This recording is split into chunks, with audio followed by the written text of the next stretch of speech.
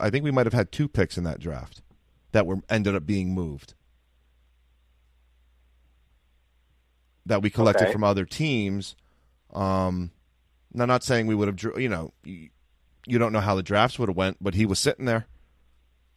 And you just go through, I mean, even this recent run of losing and giving away picks. To me, I think we'd be in the same position if we didn't make the moves, and probably would have been better off had we had Derek Favors, Inez Kanter, if you just go by what those picks ended up turning out to be, with a Dame Lillard, Brook Lopez, and whatever else pieces would have been around. We could have been a 4th or 5th seed in the Eastern Conference with how weak it's been. Joe Johnson trade, but really, the Joe Johnson trade was probably the best trade of them all, because we basically that's the one trade where the draft picks really didn't amount to anything that makes you go, damn. You look at Derek Favors is a double guy, and he's getting paid to play starting for Utah out in the West. Serviceable guy. Brook Lopez, probably one of the best players in Nets history. Now, if you add Damian Lillard, I don't know what we would have taken with the 3 pick for Inez Kanter, but let's just say it's Inez Kanter. He's an offensive 5. Just to me, we would have just been in the same position. So a lot your of this answer, you have the benefit of seeing things in hindsight. I'm just talking about the one Darren Williams trade.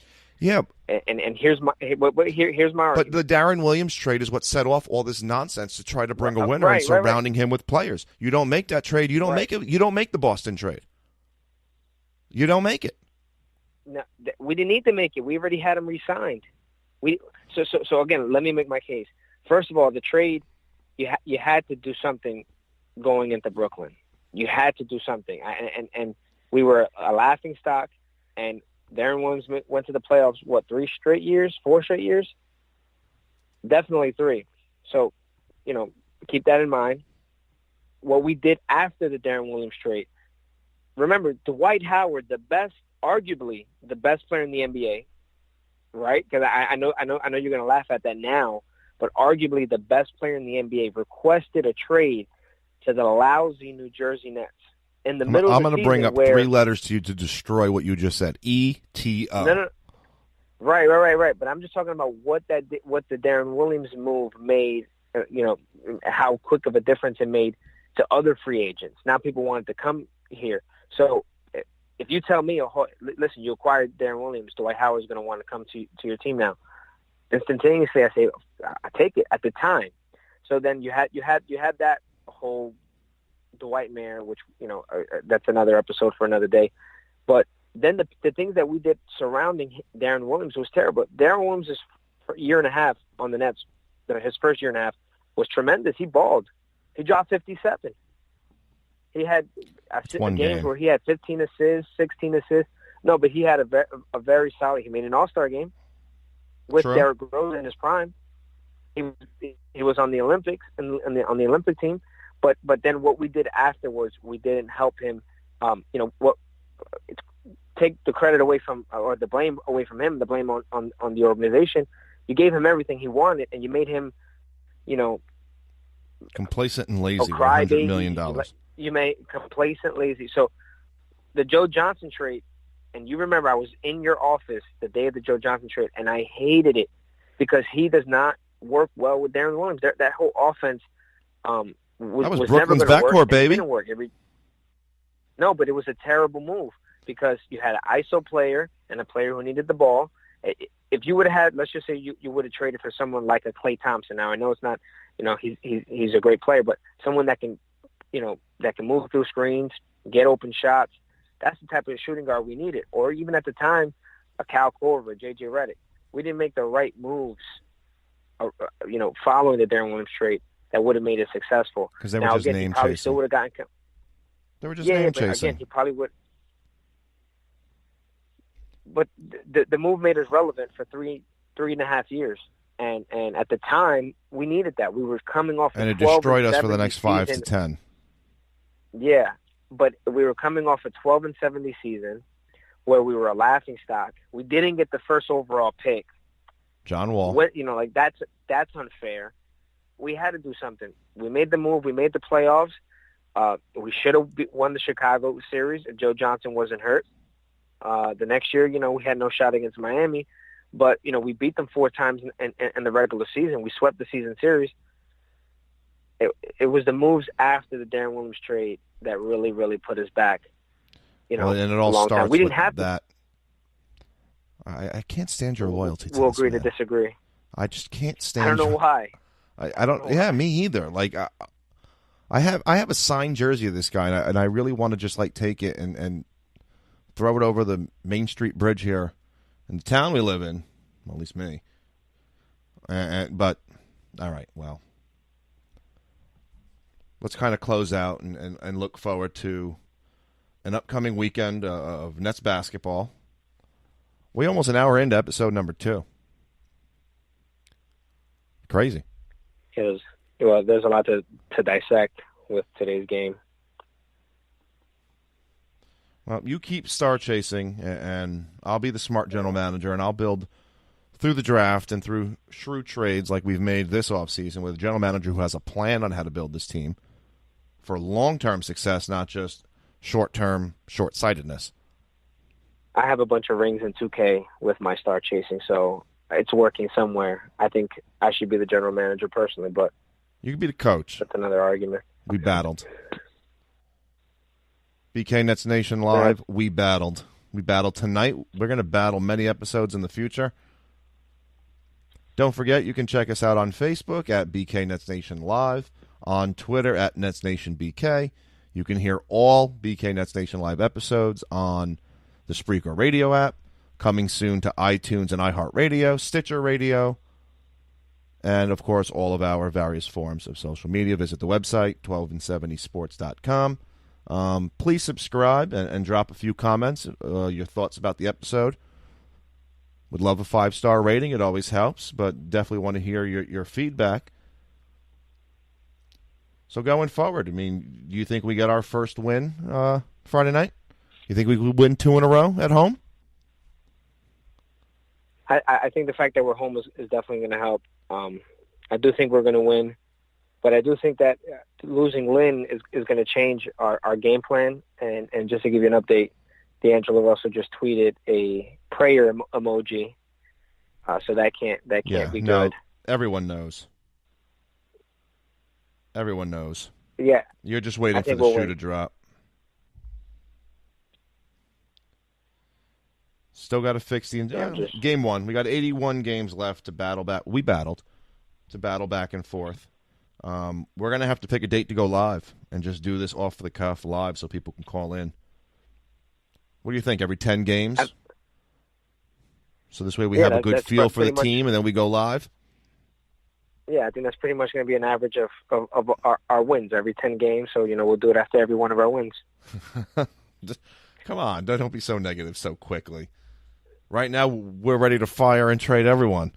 Give us 5 games of losing, and you'll see me and Danny start talking about dismantling the team. Because that's kind of how we go. And if we go on a 5-game winning streak, we're making the Eastern Conference Finals. I have no idea. That's kind of how we do it when we talk about the Nets. And that was pretty much the gist of our conversations back when we worked together. We'd win a game, be like, yo, if we play like this, we can totally see ourselves about second round of the playoffs. Maybe challenge Boston or Miami or whatnot. And now look at us. We'll be happy if we win 30 games. How quickly it all changes. We should have just kept Darren Williams and we'd be 51 team right now. Yeah. And you'd be a Knick fan if I had anything to do with it. Oh, man. You're a hater. You're a hater on building a team the right way. I'm convinced. No, I'm just joking. I think we're on the right path. Yeah, no. We know what to expect. And we're in this for the long haul as Net fans. If you're not, then you shouldn't be a Net fan. But, and I don't know if we talked about it on the last episode, but I know we talked about it in private. The talk of Prokhorov possibly selling a majority stake in the team and how that might affect the vision of this team going forward. what does the new owner think of the vision of Sean Marks and Kenny Atkinson? Are they the guys that the new owner might want? That'll be some crap to hear. Yeah, well, you had a good sign a 42-year-old LeBron James to a max contract. Don't say that. You just made me realize he's going to sign a 42-year-old LeBron. But no, you brought up a good point about and some other sports how general managers can have some kind of like opt-out clause if there's an ownership change. So I don't know if you could speak more on that if you know anything more on that. No, I'm actually trying to pull it up now to see in the. Hold on one second. On the cuff here, looking this up.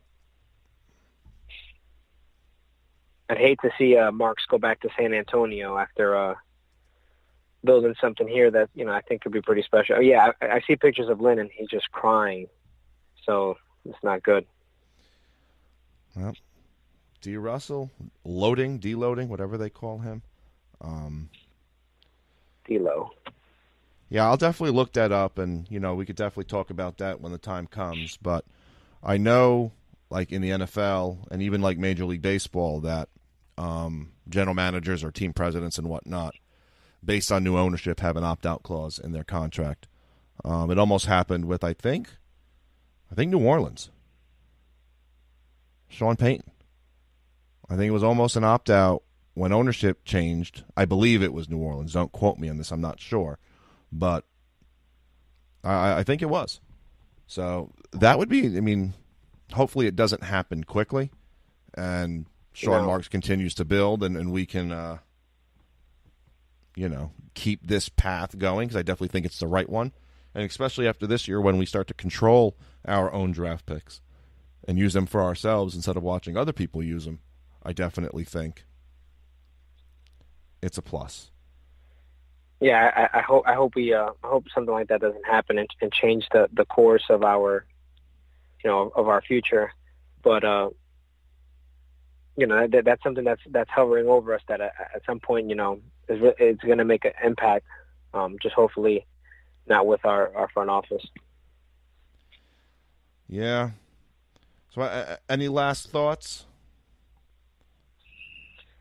No, As the resident Nets hater.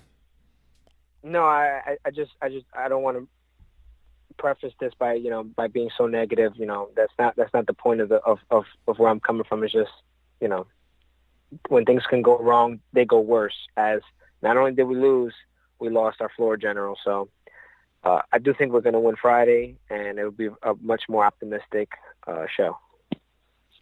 Yeah, we were kind of negative, but when you lose a game like this and you have no defense and you see your team leader go down, you definitely get a little down, but we'll be back probably sometime Sunday after the Hawks game. What do you think? Do episode 3 then?